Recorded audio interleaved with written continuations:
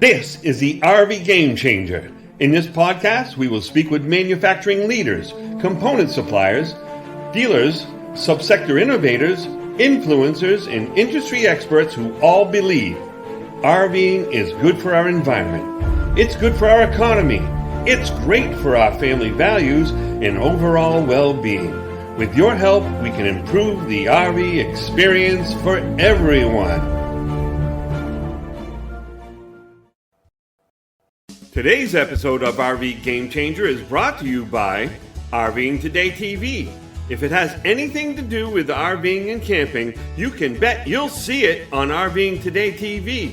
Celebrating its 14th year, RVing Today TV is the #1 weekly RV and camping lifestyle show in the country. Available on major television stations and sports networks nationwide, as well as various streaming media platforms. Visit rvingtoday.tv, where you'll find the list of stations and networks carrying the show, along with additional stories, news, and contests. Welcome to RV Game Changer. Today, we have the privilege of speaking with one of the most prolific information gatherers in the RV industry, Scott Bahr, president of Cairn Consulting Group. For the last 10 years, Kampgrounds of America has commissioned Scott and his team to compile, organize, and disseminate loads of data to produce the Camping and Outdoor Hospitality Report. This is not just a document of statistics, it's a publication of insights which help guide these industries regarding the right fitting of their resources, such as inventory, marketing, and staff levels, to make the best use of their resources in a particular market period. So now I have the privilege of introducing you to Mr. Scott Bahr, president of Cairn Consulting Group. Hello, Scott, and welcome to RV Game Changer. Thank you very much. It's great to be here today. I hope I didn't blow you away with my radio voice there. I kind of got a little off the rails there. No, that's quite all right. That's quite all right. All right. Before we get too deep into the statistics of the report, please tell us a little bit about who you are and a brief history of Cairn Consulting Group. Yeah, I've been working in market research for quite a while. Back before I started in the outdoor hospitality sector, even. I've worked in hospitality overall, indoor hospitality, for over 25 years. Okay.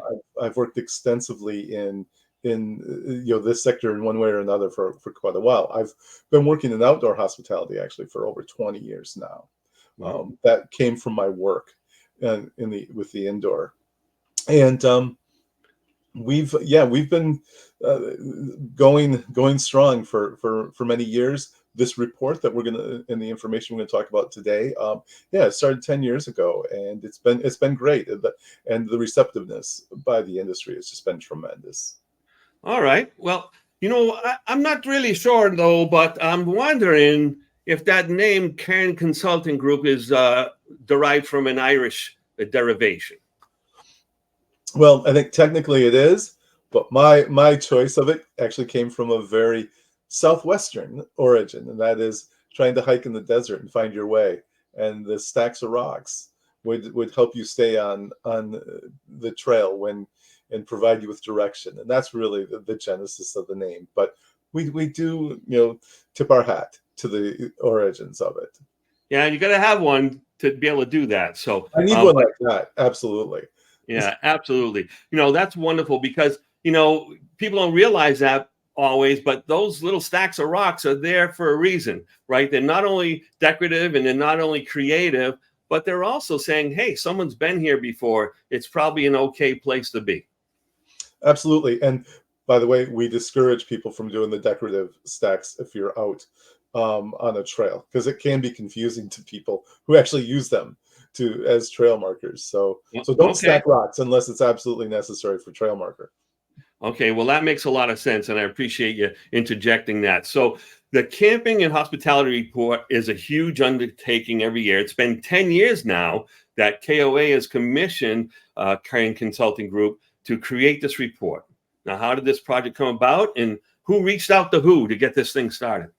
Well, for the latter part of your question, I had a relationship with KOA already. Okay. So I was working with them. We did a great deal of internal research. We did massive amounts of research. The former CEO of KOA, Jim Rogers, he came from Harrah's Casinos, and he had that hospitality background. I worked on the research with Harrah's, and so we brought the research approach to the outdoors, to campgrounds, and it was at that time that KOA decided that the industry itself didn't have a lot of information that was out there, a lot of good data for people to make decisions on. And so it was decided over the course of several months that why not do this effort? Why not go out there, do a very broad-based research effort that encompassed the entire industry and not just private campgrounds, which is their bread and butter, obviously. But it was something that, because we know that within the industry, each sector feeds off the other. It's like we can't be siloed in what we do, because we all know, for example, if you're in the RV industry, those Right. years start off in many cases in tents.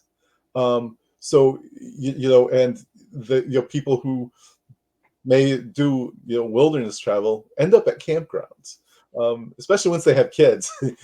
So we need a healthy industry, and that was the genesis of it. And Oh, that makes a lot of sense, And, this year, you've been doing it for 10 years, but this year, you folks have done something completely different. And I'm going to just bring up the screen here and tell us a little bit. On the right side of the screen, it shows that you have like 10 different reports here. It's a series of reports. Tell us how that manifested itself, and what is the nature of the different reports, and when are they coming out? the different reports are a result of looking at all the information that we gather each year and trying to manage that. And it was decided by KOA that, well, let's segment this out a little bit and Okay. make it more digestible, while at the same time allowing us to dig in a little deeper into these different topics. So in a typical report, if you took those 10 sections, Right. um, each of them may get, I don't know, a couple pages within the report. Now they're all going to get many pages. They're going to get detail. We're going to dig into these topics a little bit more. So it's providing more information. Yes, it's going to come out a little bit slower. I think the goal is for us to get a new section out every couple of weeks. And we're Okay. moving that process right along. Just the other day, the Canadian results were released, and in the past, if you look at a past report, you'll see Canada maybe had a page or two. Now they have an entire report on their market, which we Wow. understand is very important. So I'm sure they appreciate that. The people from Canada, all the business owners up there, it's just an amazing thing. So let's get into a little bit more than nuts and bolts here. We have I'm going to get back into that slide. So you do, like, as you mentioned, you have camping in Canada. Now, are you breaking that down into the same kind of detail that you are into the top level overview that we shared, that we're going to be sharing here in a little while? The Canadian results were a lot of what was in the overall, but with some other topics included as well, especially areas that we feel are relevant and helpful to Right. the folks in Canada. So I it's got you. not just a rehashing of it. It's really digging into some of those areas that Canada had a very different situation, not tremendously different, but fairly different during COVID, for example, and Okay. what they could and could not do during that phase. And so, in some respects, they're still their recovery is probably going to be a little bit longer from that, but they're moving fast. So, and it's a very healthy market. Well, that's wonderful to hear, because they're our neighbors, and we get a lot of their folks in the northern part of the United States camping in the summertime and all that as well. And I'm not looking for a new side hustle, but do you mind me telling you, asking you, what do you folks do? How do you collect all this data? It's a ton of work, I'm sure. It is. We thankfully have a great team. There's a couple people on the team that I've been working with for the length of my career in hospitality, and so over 20 years. And I have just a group of analysts who are really dedicated and don't mind the tedium of some of the work that we do. Right. They're very knowledgeable. Everybody knows data. Everybody knows data science. Whether from everybody has their own set of skills, but they all pitch together. And the way we do it is we utilize the data sources that are out there. We go to a reputable source for finding campers, and we do things a couple different ways. Most of what you'll see in these public-facing reports is based on surveys that we draw across a random selection of U.S. and Canadian residents. So Wow. we do that on purpose. We do that for a reason, so that the results we get, we feel strongly about being representative of these populations that we're drawing from. And there are companies out there that do, all this. They have millions and millions of people in their databases, and we access that, and Right. we go out and we screen people very thoroughly. We also do a lot of interviews. Each month we do a series of probably 50 to 100 long form interviews, a lot with RVers. And that helps us give context to everything that we do, and it helps us form new questions. It helps us keep track of what people are doing. There's many topics I can think of off the top of my head that we go out and we'll do a survey on based on some results of these surveys. And annually, I estimate we talk to well over 60,000 campers. Oh my From gosh. So one way or you're another. getting it right from the horse's mouth, so to speak. You're talking to the people that are out there in the campgrounds. And so people are very willing to participate in something like that. Absolutely, they love talking. Campers are the best. It's the easiest group to talk to. Campers and RVers are. It's like in fact, they're half the time they're coming to us. It's like, you need to hear about this, and it's great. It's a great group to work with because it's a fun topic, and who doesn't like to talk about camping? Oh, absolutely. You're right. People that are RVers or campers in general, whether they're tent campers, glam campers, or whatever it is, or RVers, they want to share their stories, right? They want to tell you about their experiences because they're out having wonderful experiences. And that's part of the fun of RVing, is getting to know all these people and just really sharing their life stories and their RVing stories with each other. So, Absolutely. Anyone out there who goes onto a campground, go up to any RVer, any camper, and just ask them a couple questions, and then about a half hour to hour later, you might actually move on from that, because you're gonna have a conversation. You're gonna talk about it. Ask an RVer about their rig sometime, and it just next thing you know, you'll be having a tour and sitting oh down having yeah. with And them. they'll tell you about every little thing that they've ever done to adjust this, that, or the other thing. And it's Absolutely. actually quite wonderful and educational.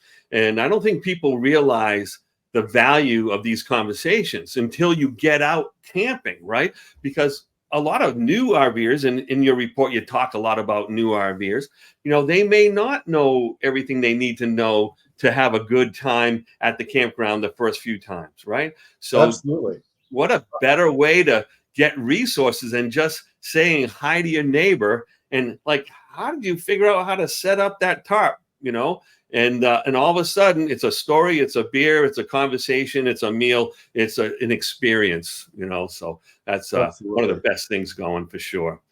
All right. Cairn Consulting is not just collecting and presenting data. Your team also makes it more digestible by describing it almost like a story to help us understand this important information, the takeaways from this information, right? And why have you gone through such an effort to make this presented in such a way? Our view on this is that we feel that as as a useful tool for people, the only way to do that is to not just do a data dump. Right. It's the onus is on us to help people understand what's going on, to tell that story, and it truly is a group effort. The KOA team has some great folks as editors and helping me with my sometimes academic dry language, kind of form that into something that the the reader can look at. You don't have to know research. You don't have to be a data scientist to read this and to understand what's going on. So it's our goal, and we try to weave that together as much as possible, throughout. It's one of our top priorities, and I feel like, over time, as we've worked together, we've gotten better at this too, and we have a great team that not just my internal team, but the people that KOA puts on this effort are fantastic to work with. It's interesting, even though people sometimes might change positions or whatever. It's like I always call it, each year we end up getting the band back together. It just seems like it's the same group because it just works. It just works. Right. And, I'm sure you form these relationships, and then after these reports are presented and now you have them going out, every couple of weeks, it reminds me when I was in the theater company, right? We'd hang out together for 10 weeks and then all of a sudden you don't see people again until the next show comes on. Well, that's the same way with you guys. You're putting together this big report and you're spending a lot of time and breaking it all down and tweaking it and adjusting it and resetting it. And then all of a sudden it's done. And then you kind of lose track of people for a few months. Yeah. And it's we always touch base on occasion, though, just to make sure. It's like, well in advance, we'll say, well, when are we going to start planning for next year? When should we have our first gathering? When should we meet and talk about things? So it's it's a little bittersweet when it all ends. I'm sure that you do start pretty early in the year gathering up that information, because that has to, it's not just something that you have to wait for. You have to kind of get a pulse on it as it's going on, I'm sure. Absolutely. We'll start thinking about our timeline for next year, midsummer, end of July, Okay. early August. We'll probably have our first team meeting in September, early September. All right. So let's start sinking our teeth into this thing a little bit. I'm going to be pulling it up on the screen of section 1 here, and I want you to kind of go over some of the important takeaways on these pages. I think the idea here is so that people understand where we've come in the last 10 years. You look at some of those figures, and those are pretty impressive figures. Right. The industry itself was on a growth phase, and it really we that was one of the reasons we started this too, as well, was that it's like, we know we're growing, but how much and where? So you look at some of those figures and look at the millions of new households that have started camping, that have participated at different levels. It's 16.5 million additional households. Oh my gosh. right. That's a boatload of people. That's It is. households. So on average, we have like 3 or 4 people per house. So you multiply that out, that's another, could be 60 million people. It's a lot of participants. Early on, several years ago, in fact, I asked, like, people, campground owners especially, I was like, how many people do you think actually camp? Because I thought they'd guess low, and all the campground owners have this pulse on it, and they all said it's got to be over 60%. I'm like, wow, that's really good. You're 60% of our residents in the United States camp. Yep. Is that what you said? They camp at least occasionally, maybe not every year, but they camp. Yeah, it's impressive. It's the reach. It's part of our culture. Yes, it is. And with that, you can see, like, when the economy lags, people go outdoors. Maybe they change their habits a little bit. They go outdoors. When there's, and recently I've been talking about this a lot. Things like national stress. When there are these stressful events that happen, people go to the outdoors. That's And right. camping is there. It provides an economic way for people to get outdoors. It's like the emotional ties. What you see in these numbers, by the way, without just kind of talking about every single one, though, is a lot of this was driven by the impact of younger people, especially that millennial generation, who, during the down economy in 08, 09, right before the recovery there, they started. We noticed that group wanting to camp more because they could travel. Yep. This is a great way to travel, and It you can, made financial sense, and it yeah, gives them, you're still getting the same level of recreation, even if not better, right? Because you're outside breathing the fresh air, enjoying nature, lowering your blood pressure, just doing things that are healthy, as opposed to, just staying in a high-end resort where you're drinking and dancing all night long. right. And I mention this a lot, and it's really important, and that is it's the emotional connection that people have. It's the emotional connection to the entire experience, to the being outdoors. It's healthy, like you said, breathing the fresh air, being around their friends and family, and in a situation where by the way, we've done a ton of work with young people, with teens. We've surveyed a lot of teens throughout the years, and it's people would be, I think, shocked and amazed to hear what some of these teens say about their experiences in the outdoors, and those emotions come through. They see Right. it in their parents and the adults. They'll say it's the only time they're relaxed. And Well, I meet up with my customers all the time, and a lot of them, they don't know if they should be camping or not. And then, but what we see, generations of campers come in together, and I always let them know, families that camp together stay together Mhm. generationally. We have some people that have been working at our store in Merrimack, New Hampshire for 40 plus years, and they have grandchildren of people that bought from them 35 years ago coming Mhm. in and RVing, and the grandparents are still hanging out with them. They're hanging out with their grandparents, and it's become like, yeah, we enjoy each other's company. We enjoy the peace that and the love that happens during these camping events that we share.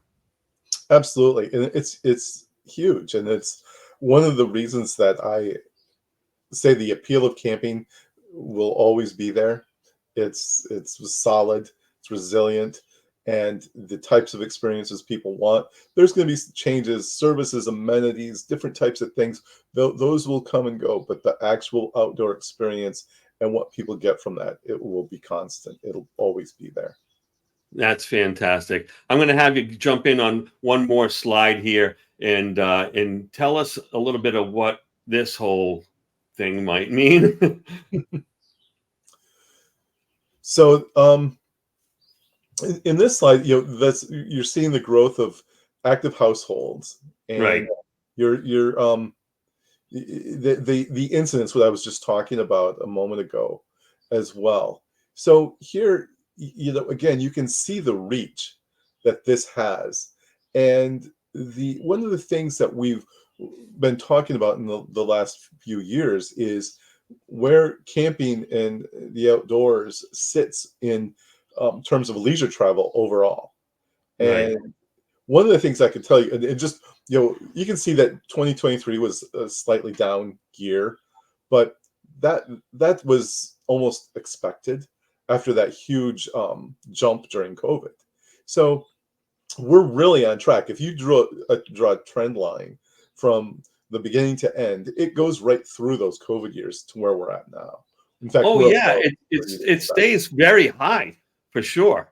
So it looks like that you're right. If you were looking at like this at like the stock market, yeah, you still have a great 50-day moving average there. It's Mhm. actually a lot higher in 23 than it was in 2000 and say 20 or 19. So Yep. there's a lot of people camping, and so based on this graph that we were just looking at, what were you thinking is going to happen 24, 25, say 26?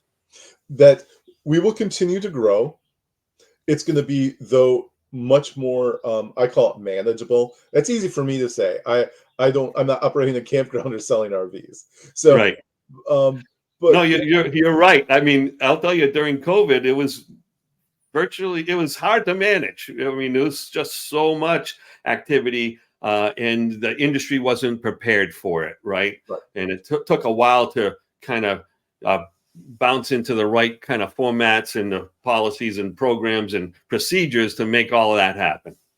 absolutely. And we're not going to see those COVID numbers this year or next year, but we're going to be above what 2023 was.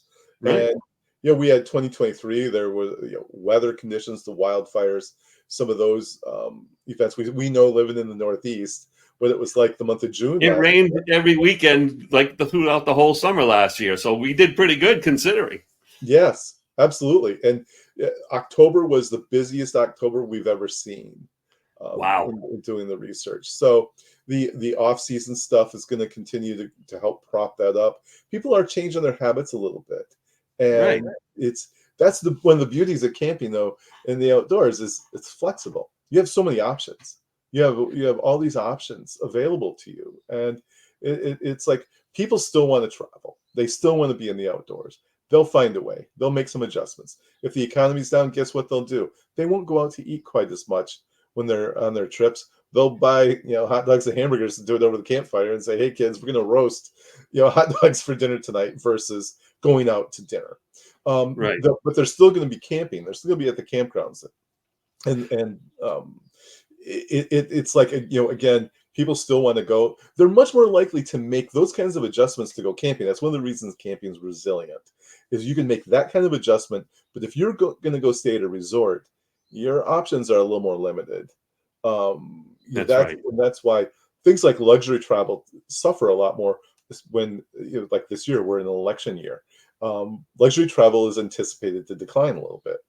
So, and we'll see what happens at the end of the year. But we also know that camping increases. I've tracked this with using some federal data since 1960, and in election years, Whew. visits to national parks in every 4 years spikes. Wow. Isn't that a unique result? That's amazing. And luxury travel declines like 4 to 6% typically. So it's a real phenomenon. All right. Hey, Scott, let's talk a little bit about there's many ways to camp, right? And then there's been some new trends happening in the industry. Tell us a little bit about some of the things that are in a, kind of a growth spurt. Car camping, but not car camping the way we would traditionally define it, which is So not put the back seat down in a station wagon and, put a bedroll in there. Not so exactly that. this is people camp actually staying in their cars and use them as a form of travel. It's almost like a mini RV. They Okay. trick them out. They put beds in. They put the slide outs for cooking on. It's a growing segment. Yeah, I've It's seen a lot of different options come out recently in the last couple of years where people can have roof-mounted, expandable tents and all kind with ladders on them and like little kitchen screen rooms and all these things going on. it's a growing segment. The industry itself is responding to that by providing those types of products. There's a group here in Maine that's doing that, just started. It was a husband-wife team that are building these setups for people to put in their vehicles. People like it, especially solo travelers. Um, we They like the idea of safety and security. That's one of the things that we're keeping an eye on, and we see it as, I think it's an opportunity for the industry. You have these folks. There's real reasons why they're traveling this way. Um, That's fantastic. That's great news for everybody. Can you, for the people that don't know what this means, can you describe what is glamping and why has it become such a big growth opportunity in the campgrounds? yeah, glamping is, as we say in the report, we didn't even attach a name to it when we started doing that report 10 years ago. It was only just a few years ago that we're like, oh, we need to pay attention to this. Yeah, it's ramped up accommodations and in most cases services. I But from my personal take on it, and from doing enough research in this category, is that just throwing a yurt on your property and is not glamping. People Okay. expect some service. They want something more to it. So if you're going to say right now that you offer glamping, you're going to need to ramp it up a little bit. Like I said, it's Well, the more. ones that sponsored this report, KOA, they do it pretty cool, right? They really set up some really nice locations for the glampers, as well as like restaurant experiences, live entertainment, stores, all these things.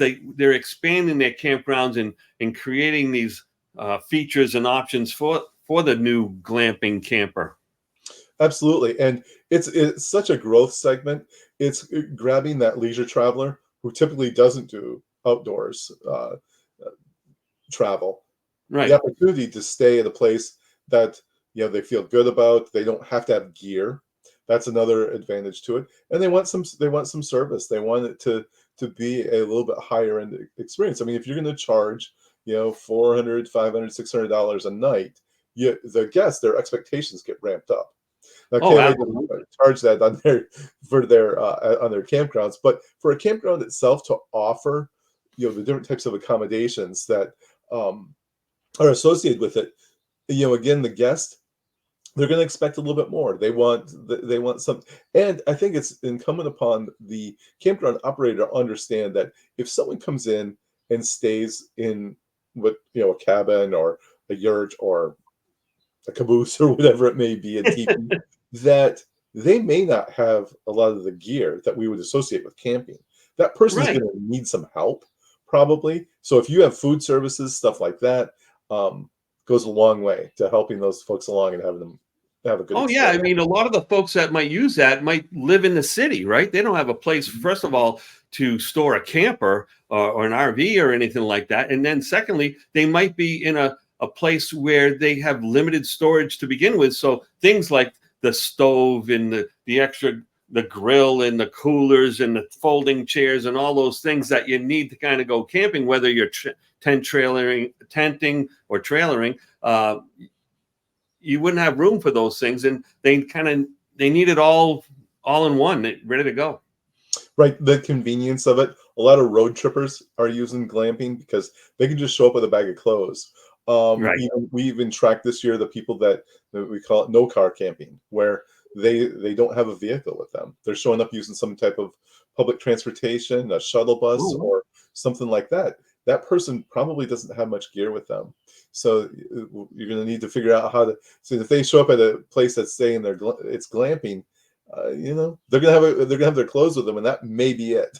So yeah, they might have a backpack or something like that just for their toiletries, but other than that, yeah, they come in lean. Yeah. yeah, yeah, it's an interesting part of the industry. It's growing because there's a lot of campers that are experimenting with it, but again, it pulls in that leisure traveler. That Yeah, oftentimes I'll recommend that to a customer who's not sure if RVing is going to be right for them. How do I know if I like camping?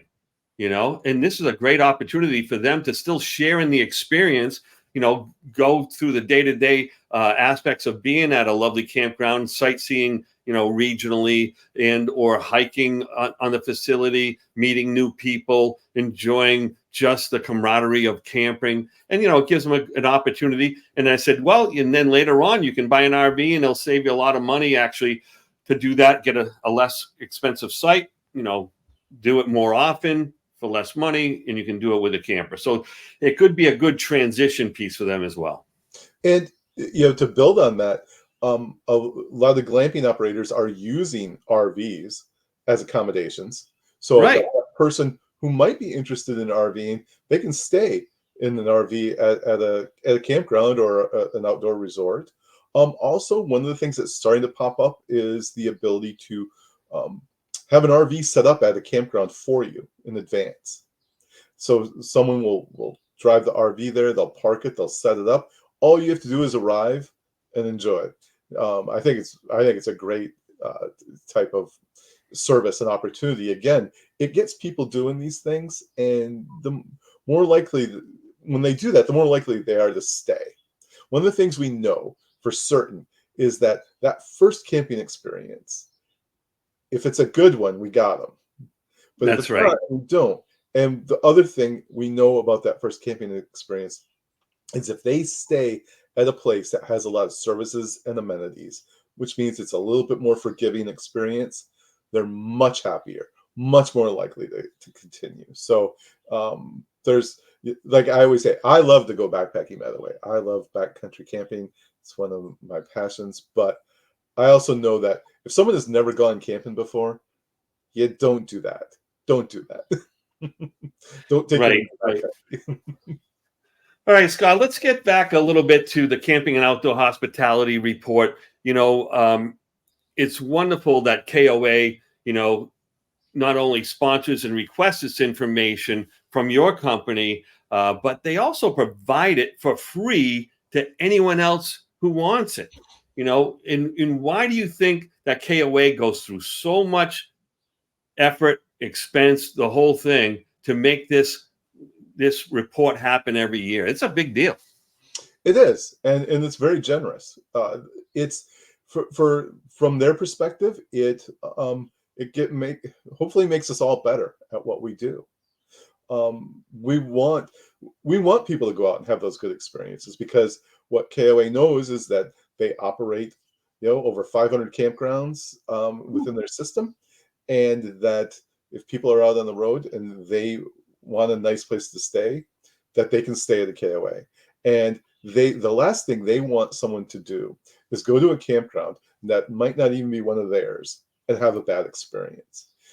They want people to have good experiences. They want to help these other providers because it's going to make us all better at what we do, like I said. And that's Right. that's the genesis of it. And as an organization, they obviously get a lot of attention for doing this, and it benefits them. So there's a little bit of a quid pro quo here, but they don't have to do it. No, they don't have to do it, and it does more like it's more of a business to business kind of report. But I think in the heart of it all, it really helps businesses, whether you be a dealer, a component manufacturer, an RV manufacturer, a campground. It just helps them be ready for the type of customers coming at them, because it really does break it down to who's coming, how they're going to camp, why are they camping, and try to be as ready as we can as an industry for those end users. Absolutely. One of the things that I included this in the survey a few years ago, this series of questions about the ease of completing certain basic tasks while camping. And Right. at first it was like, well, is this going to be of any use? And it's like, well, let's just see what comes out of it. And at first, when you first looked at it, first blush, it didn't seem that interesting. But then we started to subdivide it, and we realized that there are certain segments of campers who don't know how to do the basics. Those the people, the new campers especially, which it might intuitively say, okay, that's true. But also the people who didn't have good experiences. They didn't have the ability to perform a lot of these basic tasks. And the other thing that's super important right now is to understand that group of people who started during COVID, especially that first group that came in. A lot of them were remote working. They still don't know how to build a campfire. I know, and it's interesting. So think about that. If you're a campground operator, you could have a lot of people showing up at your campground who don't know how to build a fire. And if you understand that, it's like you might ask questions a little differently. Like if they're getting firewood or anything like that, to say, do you have what you need to build a fire? Maybe it's subtle, because people are sometimes embarrassed by this stuff. But like I tell people, it's like what you want is someone to come in, know how to build a fire the right way, because they could be one step away from a can of white gas, and that's the last thing you want. Oh wow, that could be very dangerous, obviously. But it's important that we do. You're right, that we understand who's out there and what their needs are. So that way we can better provide for them. I'm going to ask you to put on the wizard hat there for a second. And if you were a fortune teller, what would you predict would be the fastest growing segments in the camping industry from 25 forward? I think it's going to be the kind of, I guess I'll call it mixed use campgrounds. Right. Campgrounds, and we're seeing that already. It's already happening. There are campgrounds that they'll have it like a glamping section. They might have a section of some. I mean, I was just in Florida for a conference down there, and there's a campground that has a whole row of covered wagons, Oh, but wow. on site. But they also have places for RVs. There's one place that I talked to. They do have this really cool idea. It's almost like they don't have any designated sites in a certain part of their campground. So even if you're an RVer, you can kind of park. It's almost like dispersed camping, and it's a beautiful place. And it seems really kind of rustic and woodsy. So I think that we're going to see more of that. The creativity of some of the campground operators is really cool. I've talked to someone recently whose campground is focused on wellness, and that's going to be one of our sections in the report, by the way. Like their whole campground, the focus is wellness, physical and mental wellness. You're going to see a lot of boutique campgrounds that do stuff like that. We'll be doing a lot of yoga at the campground, you think? Yep, absolutely. Tai Chi, yeah, all that. Yeah, It's makes already sense, happening. right? It's already happening, and there's going to be a lot of campgrounds and maybe kind of hybrid models as well. So you're going to have the boutique campgrounds that specialize wellness, yoga retreats, disconnecting. Then you're going to have larger the mega operations that are going to have a section for RVers. They're going to have a section for glamping. They're going to have a section that's going to be wooded and much more rustic. And in the dry camping or roughing it. Yeah, and that to me, because the actual person, the traveler, I'll call them, wants different experiences. They want those. So you could have someone stay in a campground for a couple nights out in the woods in a tent, but then say, you know what, let's go stay in one of those safari tents and get some nice showers and have coffee delivered to us in the morning. Right. It's like that differing of experiences that they want, and the person doesn't even have to leave the campground to have that.